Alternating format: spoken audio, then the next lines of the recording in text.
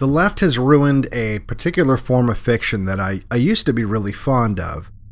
Fiction where the theme, the genre, is societal collapse. Not just because I think it's relevant today, but also because I think it's just interesting to imagine how different people from different walks of life would react to the existing social structure collapsing suddenly and being forced to work with and against each other in an environment that takes away their generational wealth and their status.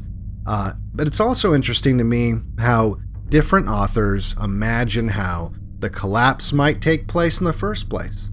No matter what the catalyst is, zombies or widespread disease or cataclysmic war, it's interesting to see how different people imagine the society would respond to the crisis and why the crisis would ultimately defeat them and what the survivors might learn from this and how they might go about rebuilding from the ashes of what's left over.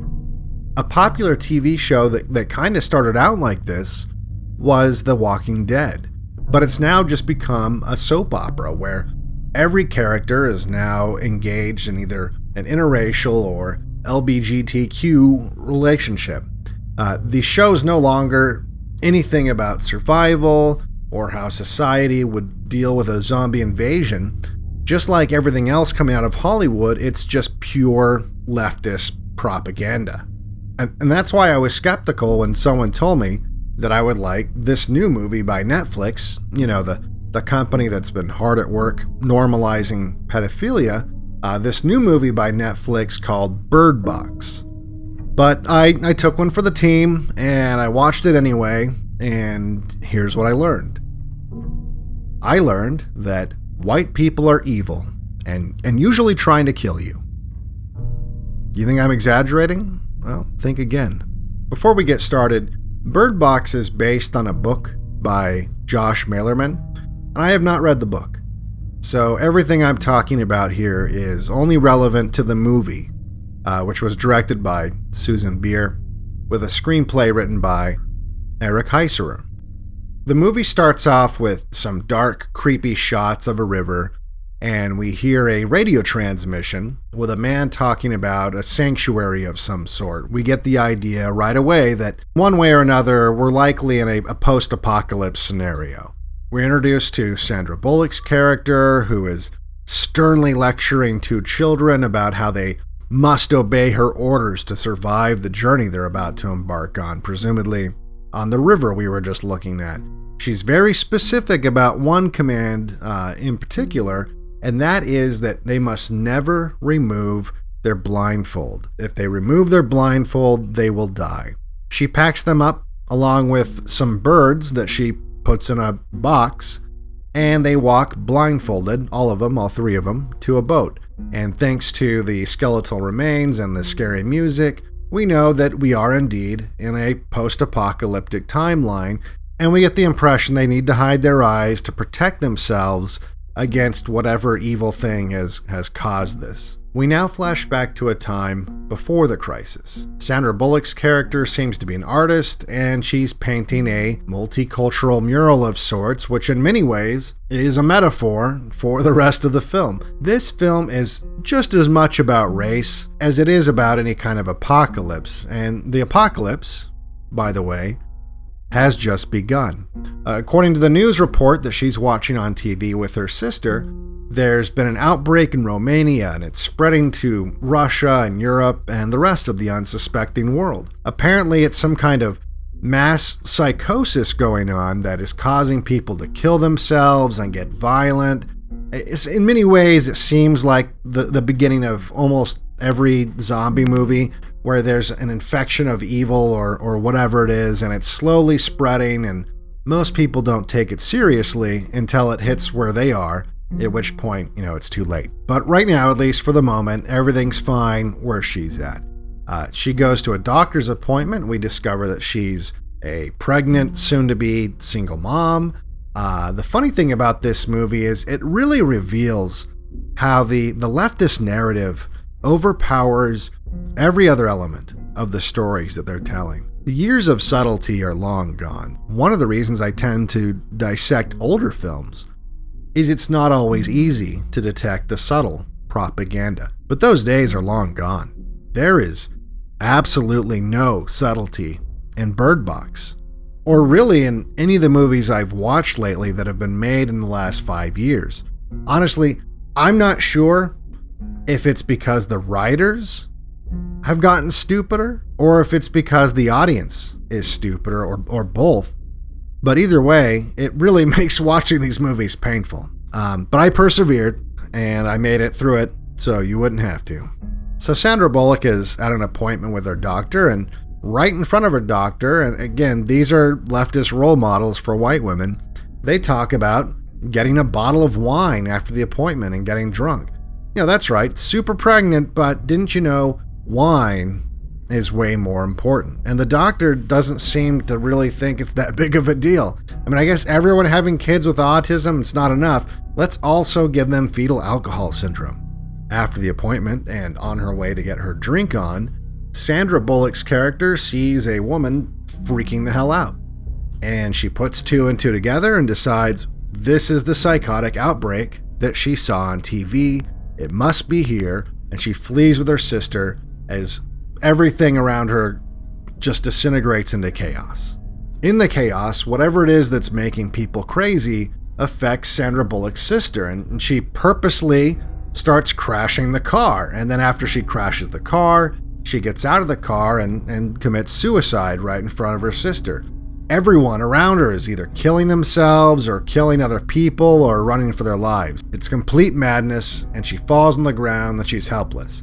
This is where we meet the first of many evil white men. Now, the funny thing about this guy is he represents a conservative Trump supporter, and the filmmaker's portrayal of this guy is so completely unbelievable, and it's clearly meant for audiences who their only exposure to this group of people is limited to whatever other leftist propaganda they've been watching is telling them. Even the casting choice, John Malkovich, who's always kind of given off a feminine vibe, is kind of a ridiculous casting choice, and quite frankly, he was probably only chosen because he's bald and it plays into the whole skinhead aesthetic, but doesn't matter. There's a fair amount of projection, as always, when it comes to demeaning his character, and it starts right here, where even though he's armed with a shotgun and he's with his wife whom he loves, he cowardly runs to safety and allows his wife to go into danger to save the fallen pregnant Sandra Bullock. His wife is then overcome by the mysterious force that's overtaking everyone, and right in front of him, while he just stands there and watches it happen, she burns herself alive. Like, no emotion out of this guy, no attempt to stop it. Like, this is his wife that he cares about. Nothing. He just, he's paralyzed with fear or whatever. But don't worry, guys, the character who has zero flaws in this movie, the random black guy, comes in and saves the day. And you might think I'm overreacting, like, what, a black guy can't be a hero and white people can't be cowards? No, I'm not saying that. But in this movie, it's not just something randomly occurring right in this moment in the story. This is the story. This is a movie about a single white mother who's confronted endlessly by dangerous evil white men and then repeatedly saved and protected by non-whites. It's laid on so thick that the whole disaster end of the world aspect of the film is reduced to a subplot or actually just an excuse to have the movie. This is something we're going to see drilled into the heads of the viewers over and over and over again. Now that the evil white Trump supporter guy has let his wife just burn herself up as he casually watches, and the random black superhero man comes to the rescue, the evil Trump guy also wants to keep them locked out. But lucky for them, the gay Asian guy lets them in because he owns the house. He lets in a few people, like the old white cat lady, the Hispanic cop who I presume is here legally, the obligatory black computer nerd guy, and the drug dealer white guy, all of whom nervously watch. the scary conservative Trump guy who's always pacing back and forth with his gun to the sound of scary music. So they decide that whatever it is that's making people kill themselves is caused by looking at some kind of evil presence that's flying around. And they close off all the windows. Boom, we take a quick detour back to the river, and this idea is reinforced that it is indeed some evil presence that you can't look at.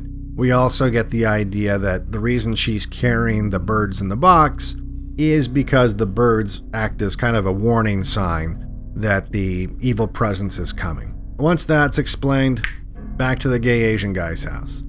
Now it's been 3 days. There's a voice on the radio reiterating that, yeah, you need to stay indoors and you can't look at whatever this mysterious evil presence is. And that's when we're introduced to more character flaws of the evil white Trump supporter guy. Apparently, he's the gay Asian guy's neighbor, and he's been suing him to try to stop him from remodeling his house because, you know, those right-wingers, they really hate property rights. At this point, I'm starting to wonder if the writers are intentionally just applying random asshole traits to this guy indiscriminately because they just don't care, or if they really just have zero interaction with people on the right, so they're forced to project this kind of asshole stuff that they themselves might do simply out of ignorance. But either way, they make sure that you know he's extremely unpleasant, but in a weird way, he's also, and this might be some kind of cinematic manifestation of a Freudian slip, but he's also the voice of reason. Many of the things this character is demonized for complaining about is written off as if he's just being an asshole and being unreasonable. For example, when he suggests that they should be rationing food, they try to make it sound like he's just being a jerk and calling the pregnant lady fat. Or when there's a knock at the door and he tells them don't let any more people in, something that you learn later if they had listened to would have saved about half of their lives, they completely dismiss him and minimize his concerns as if he's just some kind of cowardly asshole that's just filled with fear and so much fear and cowardice that Sandra Bullock, the single mom-to-be, has to point his own gun at him, while the courageous, flawless black guy lets in a morbidly obese pregnant lady that will later kill most of them.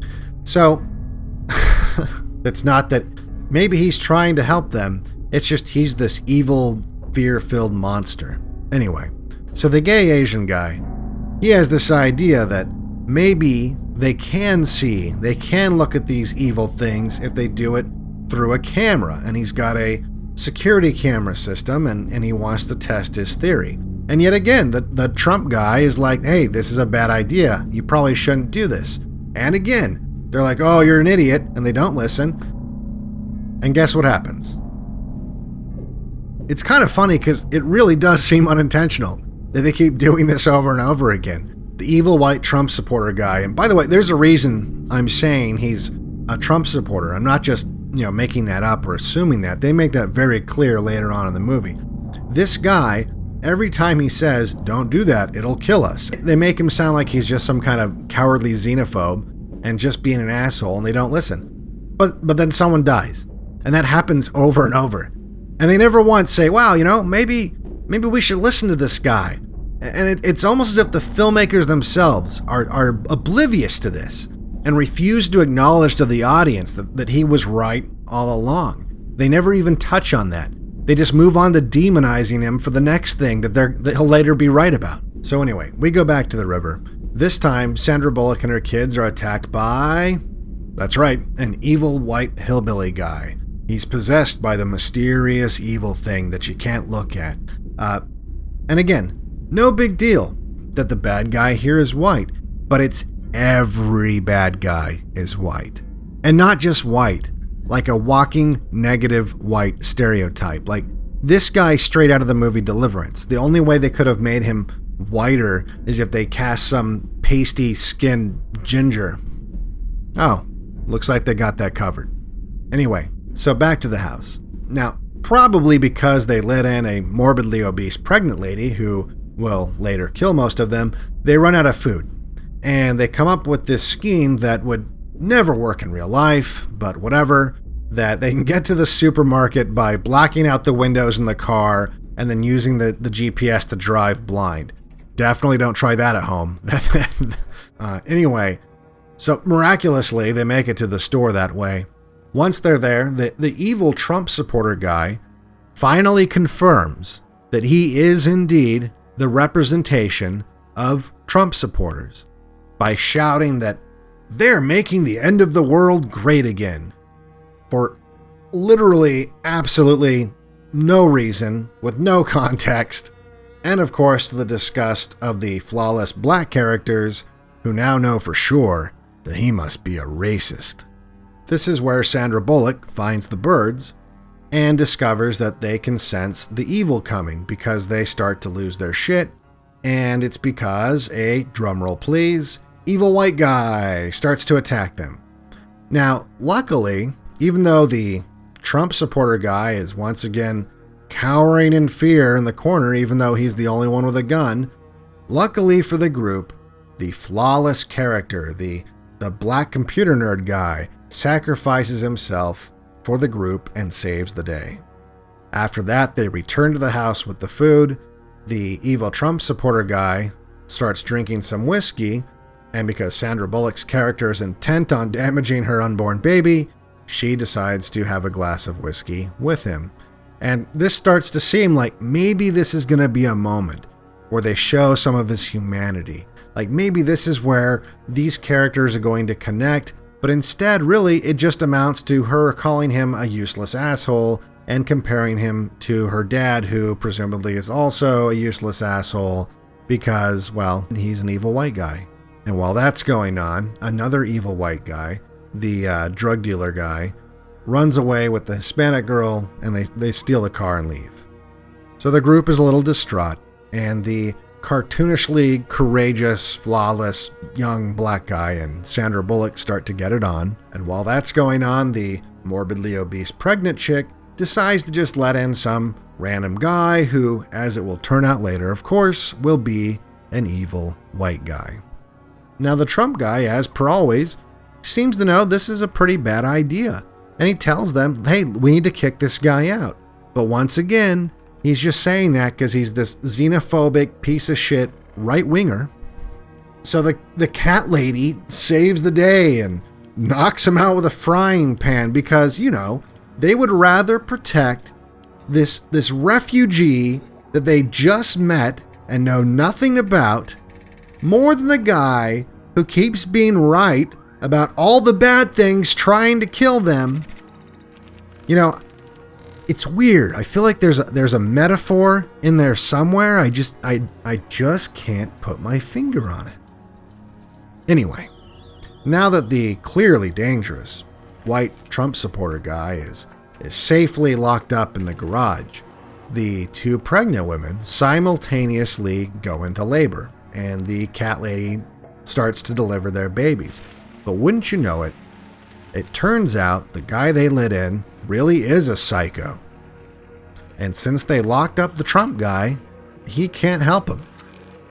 So the psycho refugee guy, he opens up the garage door that's protecting the Trump guy from the outside, knocks out the black Superman, and then he kills the cat lady, kills the morbidly obese lady, and then before he can kill anybody else, through some miracle, the Trump guy, despite just being completely written off the entire movie and treated like shit, still tries to save the day. Turns out the stupidity of the group has finally overwhelmed him. No matter how many warnings he gave them, no matter how much he himself prepared by being the only one with a gun, for example, the bad decisions of the people that outnumbered him were beyond his control, and eventually it killed him. You know, I sense another unintended metaphor in there somewhere. I just can't. Anywho, so now that the Trump guy is dead, He tried to open up the can of whoop-ass, but all he could do was really loosen the lid. The Black Superman comes to, and he finishes the job and saves the day, and everything is great and perfect. So now that the audience has been repeatedly subjected to these very violent negative scenes and images of white men, they're now presented with the alternative. This is the only time in the movie where there's a lull in the constant suspense. This is the time where the audience is supposed to feel very good emotions as we fast forward 5 years, and we're now presented with images that are becoming so common and obvious that it's almost becoming a cliche. The loving, perfect, heroic, courageous black man. And after a gratuitous love scene, we once again hear the voice from the beginning of the film talking about sanctuary. There's a safe place for them to go to. And after some discussion, they decide to go. The serenity and the peace is shattered when they're once again attacked, this time by an entire gang of evil white people. As I told you, it's every single time. And by the way, there's an important detail that I forgot to mention here. Some of the people in the movie, when they're exposed to the evil demon thing that you're not supposed to look at, they get sad or they get scared and then they kill themselves. Other people, when they see the mysterious evil thing, they get happy and they embrace it and they get murderous and they kill other people after, they turn evil. And the implication is that it's the good people that when they see the demon, those are the people that kill themselves. While the people that already have evil inside them, they're the ones that think it's beautiful and they start killing. And I only bring this up because isn't it interesting that the filmmakers thought that the only people they should cast for that type of person, the type of person that would be already so evil that they would have that evil inside them, every single one of them would be white. They're the only ones that are so evil that their inner evil takes over. In fact, let's contrast that now with the hero of the film, this guy, who in addition to being perfect in every single way, like zero character flaws the entire movie, after he gets exposed, by the way, sacrificing himself to protect Sandra Bullock and the kids, after he gets exposed, not only he does kill himself instead of turning evil, but before he kills himself, he's so flawless of a character that he actually manages to kill all the evil white people first. He kills all the evil white people before fully succumbing to the evil presence and then killing himself. The contrast is clear. I mean, there's a little more to this movie afterwards, but they kind of already made their point, so it kind of seems like filler. I mean, they eventually make it to the safe space, and it turns out, of course, to be a multicultural wonderland. Something you would expect, right? If all the white people are turning into demons. So, of course, they're not going to be in the sanctuary. In fact, the only white people that seem to be in the sanctuary are physically blind. So the only reason they're not demons is they can't see the demons because they're physically damaged. This is clearly an anti-white propaganda film dressed up as a post-apocalypse film. You don't even find out in the end what the evil demon things are because it doesn't matter. It was just an excuse. It was just an excuse to repeatedly demonize white people while the audience is under the stress induced by the suspenseful scenes. I mean, propaganda makes its way into your head much, much easier when people are in an emotionally heightened state, when adrenaline's pumping. That's why they can charge so much for sports ball ads. This is when people are most susceptible to suggestion. And it's in this susceptible state that the audience is being told repeatedly that white people are scary. White people, they want to hurt you. And even if what they're saying seems reasonable, and even if they seem to have a track record for being right, you need to ignore what they're saying. Because after all, they're dangerous.